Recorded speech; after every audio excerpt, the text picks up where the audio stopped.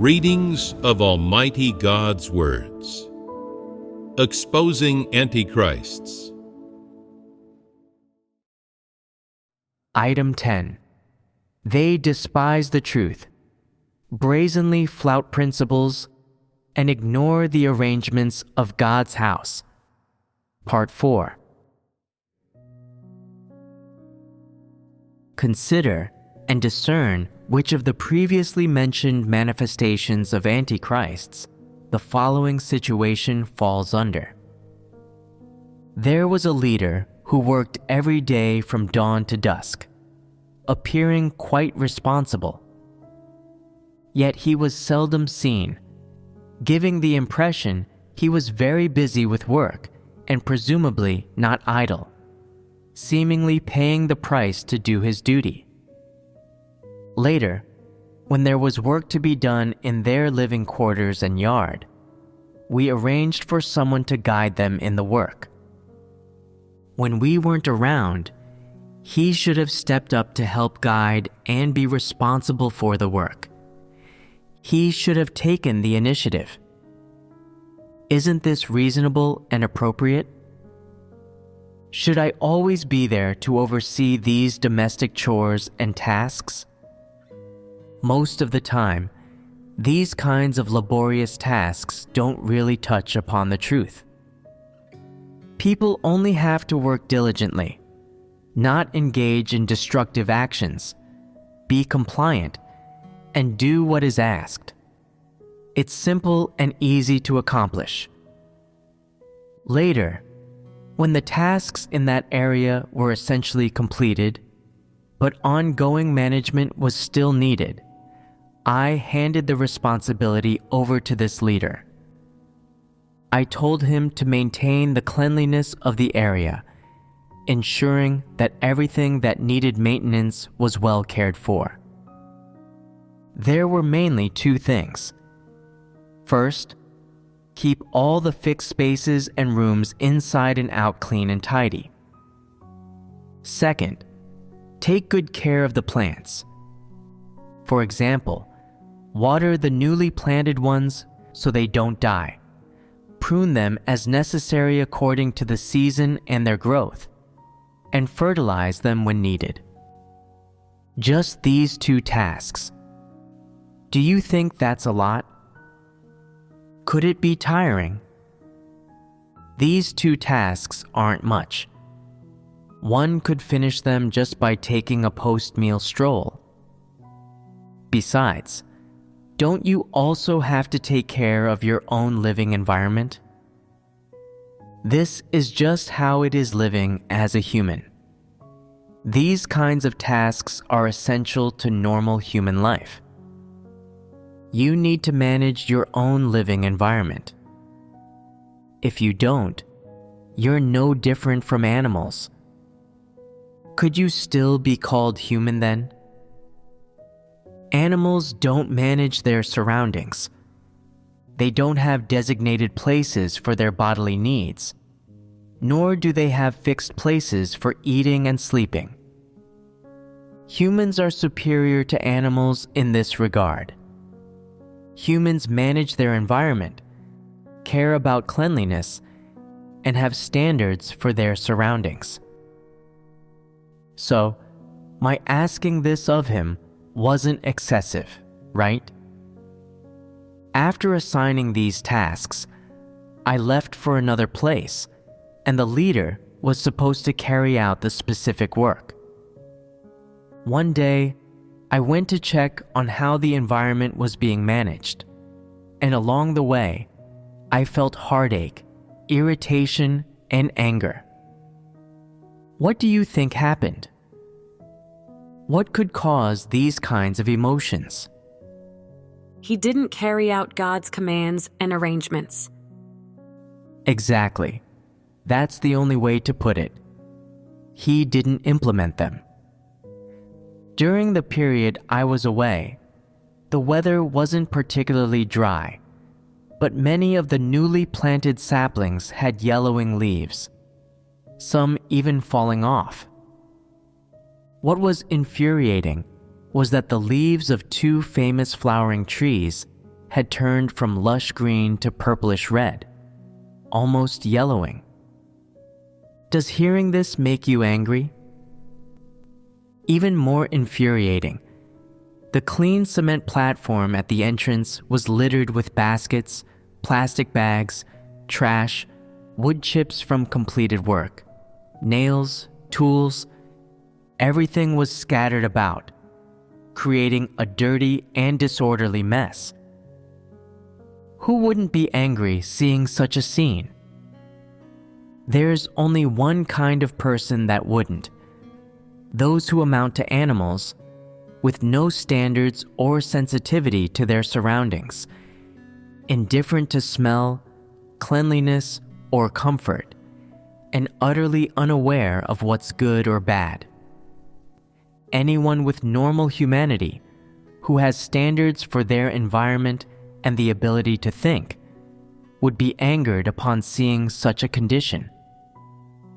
A large group of people lived there, yet they couldn't handle even this minor task. What kind of people are they? After I gave instructions, this is how they treated the place. This is what they did to it. Managing the environment here and taking care of these few things isn't exhausting, is it? It doesn't hinder any of your activities, does it? It doesn't affect your gatherings, prayers, or reading of God's Word, does it? So why can't it be done? When I'm around, overseeing and watching, these people do some work, but as soon as I leave, they stop. No one takes responsibility. What's going on here? Do they consider this place their home? No. They still say the kingdom of Christ is their warm home, but is that what they really think? Is that how they really act? No. They don't even manage the environment they live in. Even after I instructed them, nobody takes responsibility and nobody cares. When told to work, they do a bit, but after finishing, they carelessly throw the tools aside, thinking, whoever cares should deal with it. It's not my business. As long as I have food and shelter, I'm fine. What kind of humanity is this? What kind of morality? Does such a person even possess a shred of normal humanity? To have believed in God for so many years without any change is truly inconceivable. I put so much effort into doing these things for you, arranging everything so well. I don't live here. I don't enjoy any of it. It's all for you.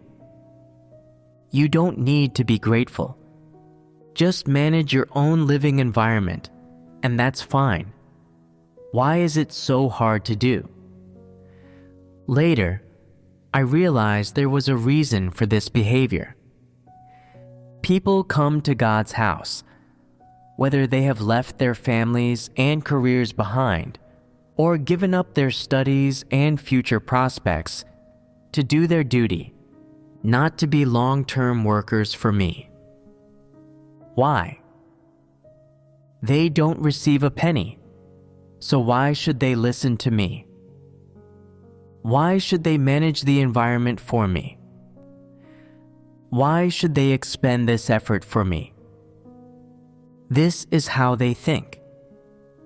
They feel that doing their own work well and fulfilling their duties is enough, that attending to matters within their scope of work completes their responsibilities. Anything else I ask for, as long as it pertains to their duties and professions, they might consider, but the rest I should find someone else to do. The implied message is, we are people of the kingdom. How can we do such dirty and tiring work? We are superior humans. Always having us do lowly and demeaning work harms our image. We are people of a certain identity. Why do you keep making things difficult for us? After understanding this, I gained some insight into why most people are averse to, resistant to, and unwilling to work. Why they compare themselves to others and resort to trickery to shirk their duties when they do work. It's because most don't pursue the truth. Not pursuing the truth is a common saying, but in reality, many people are naturally disposed to love ease and despise work. Coupled with their being controlled by a mindset of just getting by, they believe that pursuing the truth means sitting together, talking, and discussing. Just like in the nation of the Great Red Dragon, where people constantly have meetings, read newspapers, and sip tea. That, they think, is believing in God and doing their duty. As soon as the topic of working and laboring, like farmers, comes up, many think living like this has nothing to do with us Christians. A Christian's life is one removed from lowly pleasures. Implicitly, they believe they are above the mundane tasks of the world. Cleaning, pest control, farming, pruning, planting flowers, and so on are all unrelated to them. They have long transcended such lowly ways of life.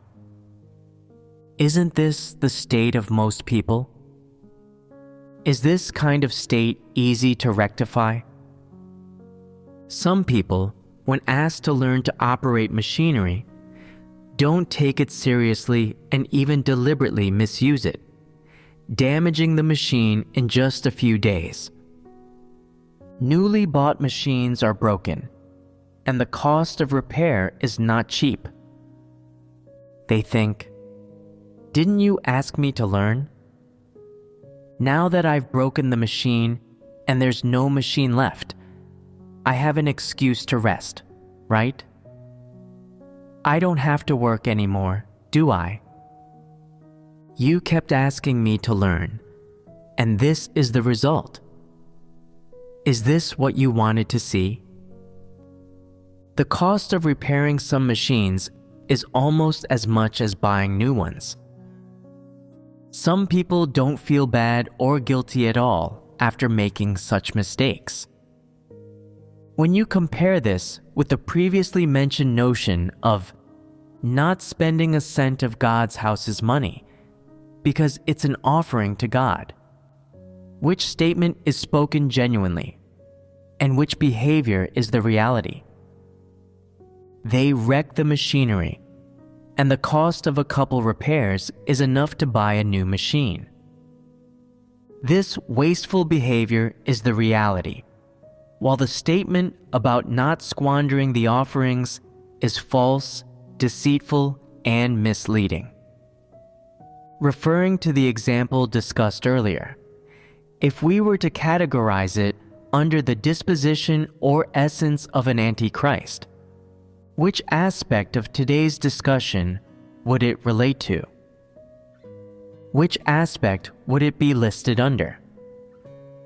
They say, "I'm here to do my duty, not to be your long-term laborer." Is this statement correct? You are here to do your duty, but who has defined what that duty does and does not entail? Aren't these tasks part of what you should be doing? Just like in everyday life, going out to earn money to support your family is your responsibility. If you want vegetables and decide to grow them yourself, that's your choice. But does that mean other household tasks aren't your responsibility? The statement that you're here to do your duty is correct, but saying you're not here to be a long-term laborer is problematic. What does long-term laborer mean? Who's treating you as one? No one is considering you a long-term laborer, and doing these tasks or expending a bit of effort doesn't make you one. I don't see you as a long-term laborer, nor does God's house use you as one. You carry out the work that is your responsibility. These are all within the scope of your duty. On a smaller scale, this is about maintaining your daily life, ensuring your physical well-being and normal physiological functions, ensuring you live well. On a larger scale, every task is related to the expansion of God's work. So why are you willing to do some of these tasks but not the others? Why do you pick and choose? Why do you consider expending a bit of effort, doing some cleaning, and managing the environment as the work of a long-term laborer, as menial labor? Here lies a reason. When it comes to Christ's commands and all of his requirements, people consider the tasks they are willing to do as part of their duty, while those they are unwilling or resistant to doing are deemed as the tasks of a long-term laborer. Isn't this a skewing of the facts? This represents a biased understanding. What causes this biased understanding? It's people's preferences. And what do these preferences lean toward? They depend on whether the flesh suffers.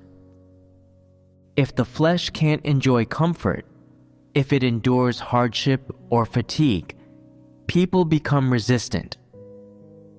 The tasks they are willing to do, those that are glamorous and respectable, are reluctantly accepted and considered as doing their duty.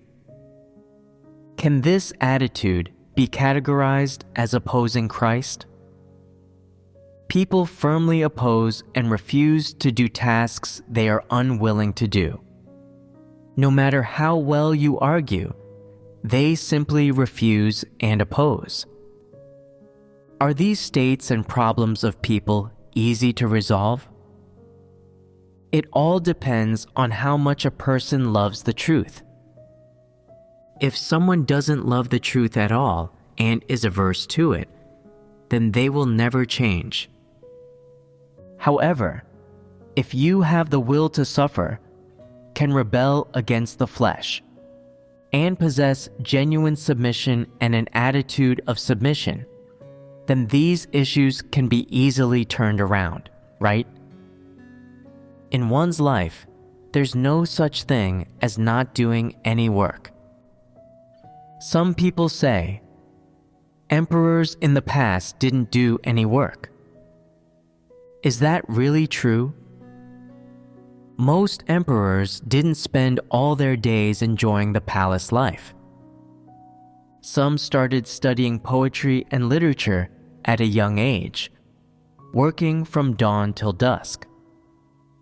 After taking the throne, they would make incognito visits to understand the people's woes, and during times of national crisis, some even went to the battlefield. Although there weren't many emperors like this, there were indeed some. Even if there were emperors who did little to nothing, as some people say, they were very few. A person who doesn't engage in any proper activity but still dreams of enjoying only the best is merely fantasizing. Many people always think of exerting themselves in manual labor as something undignified. Is this view correct? There are also those who see such exertion as laboring, who believe that only leaders and workers doing church work counts as performing a duty. Is this kind of understanding correct? You must understand this matter in the following way. People are needed to perform all that God requires people to do, and all of the various kinds of work in the house of God. These things all count as people's duties. No matter what work people do, this is the duty they should perform. Duties cover a very broad scope and involve many areas. But no matter what duty you perform, to put it simply, it is your obligation and something you should be doing. As long as you strive to perform it well with your heart, God will approve of you and acknowledge you as someone who truly believes in God.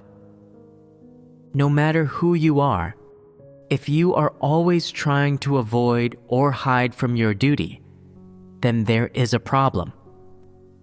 To put it mildly, you are too lazy, too slippery, you are idle, and you love leisure and loathe labor. To put it more seriously, you are unwilling to perform your duty, and you have no loyalty or submission. If you can't even exert yourself physically to shoulder this little bit of work, what can you do? What are you capable of doing properly? If a person truly has loyalty and a sense of responsibility toward their duty, then, as long as it is required by God, and as long as it is needed by the house of God, they will do anything they are asked without making their own choices. Is it not one of the principles of performing a duty to undertake and do well that which one is able and ought to do? Some who do manual labor outside disagree and say, "You spend all day doing your duty in your room, sheltered from the wind and sun. There is no hardship to that at all. Your duty is much cushier than ours. Put yourselves in our shoes. Let's see whether you can stand working outside for several hours and being out in the wind and rain." In fact, every duty involves some hardship. Physical labor involves physical hardship, and mental labor involves mental hardship. Each has its difficulties. Everything is easier said than done. When people really undertake a task, what's crucial, in one regard, is their character, and in another regard, is whether they love the truth or not. Let us first speak about character. If a person is of good character, they see the positive side of everything and are able to accept and comprehend things from a positive perspective and on the basis of the truth. That is, their heart, character, and spirit are upright. This is from the perspective of character. Next, let us talk about another aspect: whether or not one loves the truth. Loving the truth refers to being able to accept the truth, which is to say, regardless of whether or not you comprehend God's words, and whether or not you understand God's intention, regardless of whether your view, opinion, and perspective on the job, on the duty you are supposed to perform, are in line with the truth, you are still able to accept it from God. If you are submissive and sincere, then this is enough. This qualifies you to perform your duty, and it is the minimum requirement. If you are submissive and sincere, then when you carry out a task, you will not be perfunctory, and you will not slack off. Instead, you will put all of your heart and strength into it. If a person's inner state is wrong, and negativity arises in them, they lose their drive and want to be perfunctory. They know full well in their heart that their state is not right, and yet they still do not try to fix this by seeking the truth. People like this have no love for the truth and are only slightly willing to perform their duty. They are disinclined to make any effort or suffer hardship, and they are always trying to slack off. In fact, God has already scrutinized all of this. So why does He pay no heed to these people? God is just waiting for His chosen people to wake up, discern and expose those people, and eliminate them. However, such people still think to themselves, "Look how clever I am. We eat the same food, but after working, you are completely exhausted, and I'm not tired at all. I'm the smart one. I don't work that hard. Anyone who works hard is an idiot." Is it right for them to view honest people in this way? No. In fact, people who work hard when they perform their duty are practicing the truth and satisfying God, so they are the smartest people of all. What makes them smart? They say, "I don't do anything that God doesn't ask me to do, and I do everything that He does ask me to. I do whatever He asks. I put my heart and all my energy into it, and I don't go through the motions at all. I'm not doing this for any person. I'm doing it for God. God loves me so much. I should do this to satisfy God." This is the right state of mind.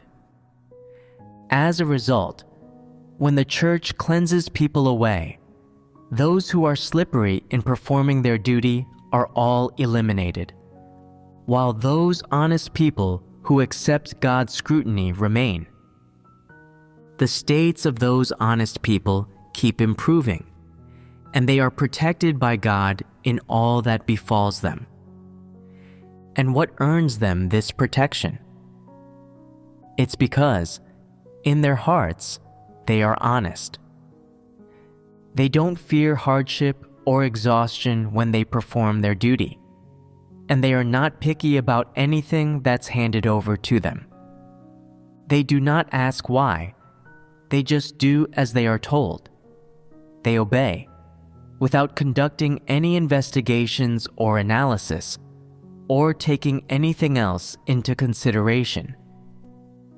They have no calculations, and are capable of obedience in all things. Their inner state is always very normal. When faced with danger, God protects them.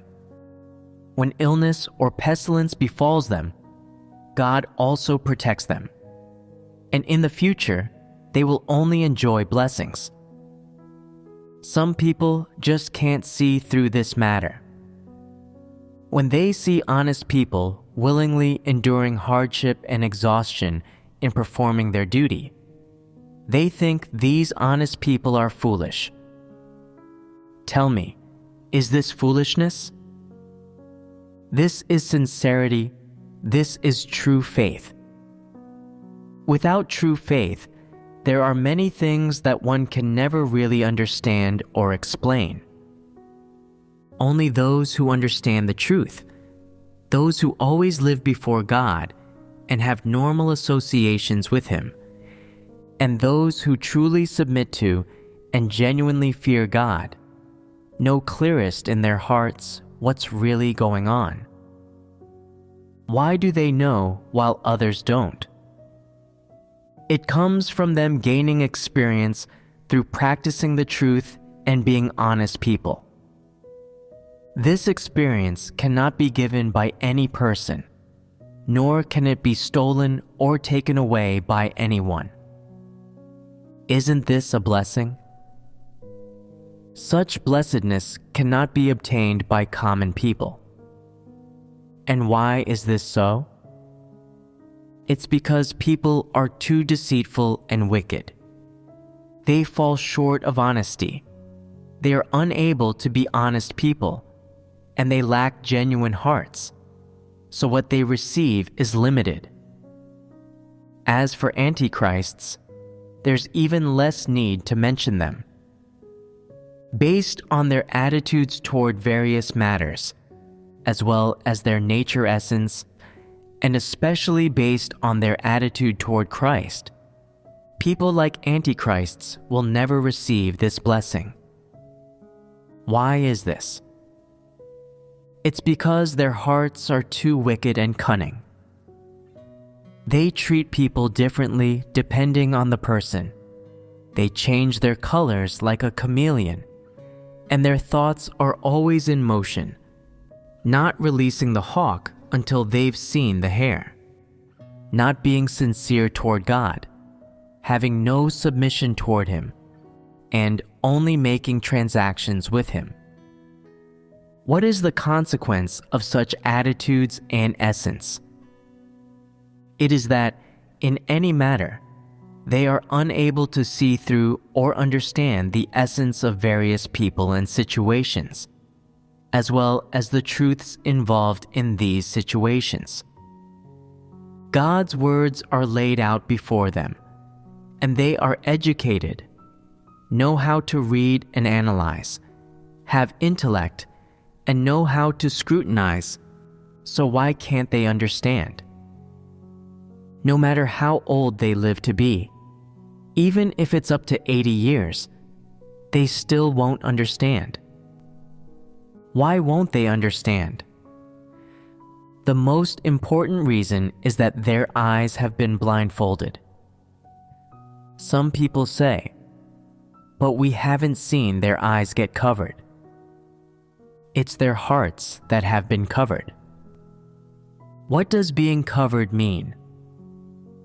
It means that their hearts are unenlightened. They are perpetually shrouded. Previously, it was said that people's heart is waxed gross. So, who has waxed gross the hearts of the antichrists? In reality, it's God who has not enlightened them. He does not intend to make them perfect or save them. He merely intervenes at appropriate times, at critical, important moments, to hold them back a bit and prevent the interests of God's house from being harmed. But most of the time, when it comes to matters of God's words, the truth, submitting to Him, knowing themselves, and knowing Him, He never enlightens them. Some might say, "That's not right. How can you say He doesn't enlighten them?" Some who have been classified as antichrists are very clever. After hearing a sermon, if you spoke for 3 hours, they can speak for 6. Isn't that enlightenment? No matter how many hours they can speak, even if it's 30, it's just a bunch of words and doctrines. Could the Pharisees and scribes speak better than these people? Each one of them was an expert in preaching, and each of them spoke eloquently. But what good did it do? When God arrived, they still resisted and condemned Him. What did this bring them? It brought them destruction, perdition, and great disaster. From the outside, everyone in God's house appears to be performing their duty, with each person having 3 meals a day, performing their duties during the day, and resting at night. However, after several years, the differences among various kinds of people become significant, and the outcomes of different types of people are revealed and distinguished. Some people verbally proclaim that they believe in God but do not follow the right path, rushing instead toward hell. Others love the truth and continually strive for it, and so they gradually enter the truth reality. Some always want to live a comfortable life, and become increasingly cunning in performing their duties, and are ultimately eliminated. Some can accept the truth, become increasingly honest in their hearts, and experience a change in their life disposition, becoming loved by both God and people. Some always focus on preaching words and doctrines, and after all their preaching, they are spurned by God and are thus ruined. Some lack spiritual understanding, and the more they listen to sermons, the more confused, less interested in the truth, and less submissive they become, wanting to act willfully and capriciously, always seeking to satisfy their own desires and aiming for fame, gain, and status. This is dangerous. Some people follow God for several years, and after eating and drinking God's words and experiencing many things, they come to understand many truths, have more and more faith in God, and earn His approval. All of these people believe in God, live church life, and perform their duties. So why, after 8 or 10 years, are their results different, each according to their kind? What does this illustrate? Are there not differences in people's nature essence? Here's another matter for you to listen to and consider as to which category it belongs among the manifestations of antichrists we've discussed.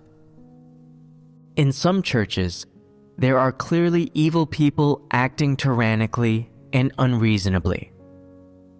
They can't do any concrete work, yet they always want to hold power.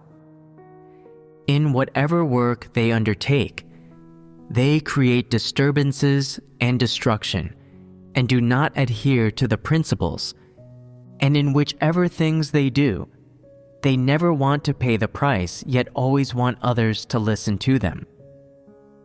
In short, as long as such a person is in a church, many others will be disturbed by them, and the work of God's house and the order of the church will be affected and damaged.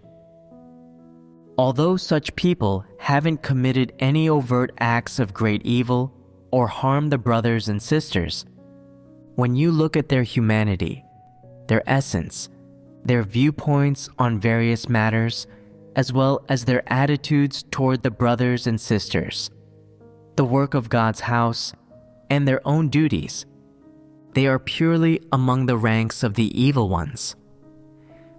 How should I handle such a person if I encounter them before the brothers and sisters have noticed? Should I wait until they make a grave mistake or cause a great disaster to clear them out, sending them away when they make a big splash? Is that necessary? No. Then what should I do? At the very least, I should dismiss them from their duty. Next, I should isolate them or clear them out, preventing them from doing their duty to avoid affecting others. In the vital work of God's house, the presence of such evil people is not allowed. Is this principle correct? If they haven't been revealed, then so be it. But once they are revealed, seen clearly, and classified as evil people, is it right to cleanse them away?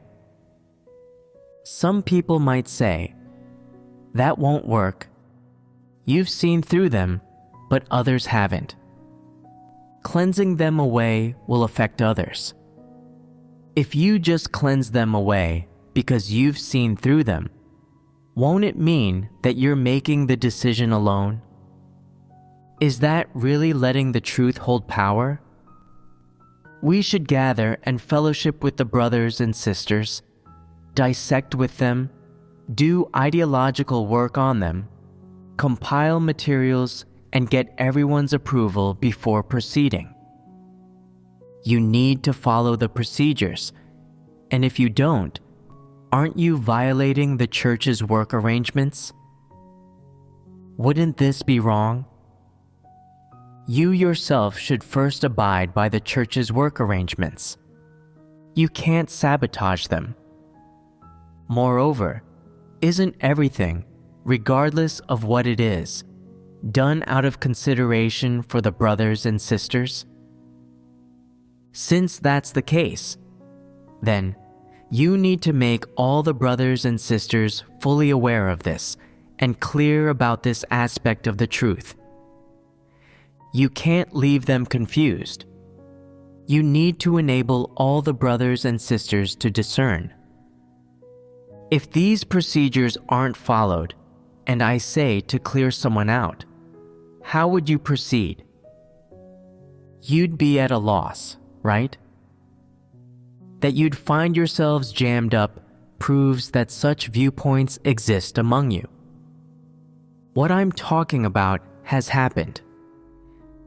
In a vital work setting, there was a devil with bad humanity who, while doing his duty, deceitfully slacked off, trying to avoid hardship and exhaustion. He disrupted and disturbed the church's work at every turn, and when pruned, he became unruly, completely rejecting the truth. He always wanted to hold office and call the shots, while also commanding others, and he never considered the church's interests or adhered to the principles, acting solely based on his preferences. During his time in charge of the work, he ignored several things I instructed him to do, treating my words as if they were wind in his ears. Besides not doing his tasks, he caused disturbances. The church is an important place of work for doing one's duties. If he thought he'd come not to do his duty, but to live in princely comfort or enjoy an early retirement, then he was mistaken. God's house is neither a welfare institution nor a shelter.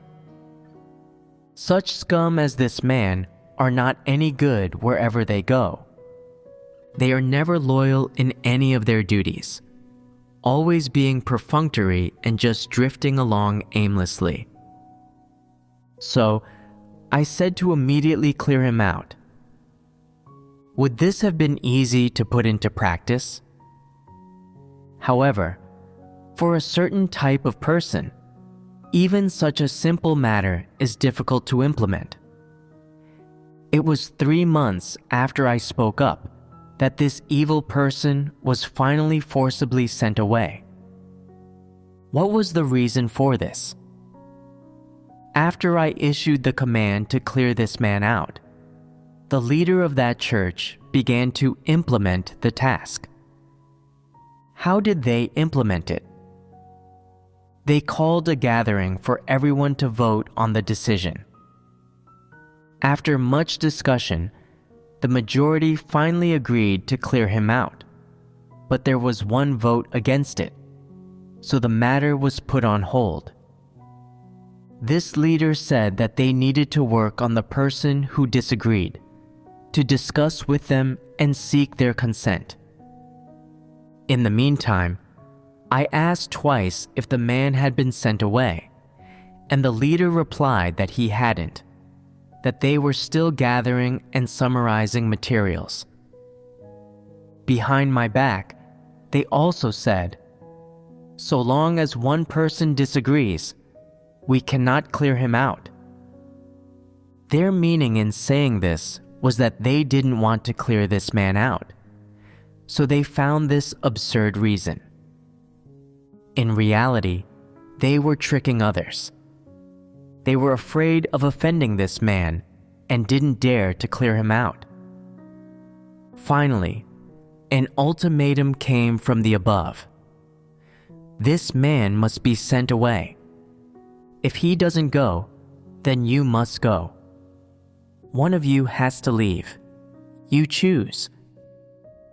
When they heard this, They thought, "I can't leave. I haven't enjoyed my position long enough." Only then did they send this devil away. Tell me, why did this leader protect the devil? Isn't this the approach of an antichrist? This is precisely the behavior of an antichrist.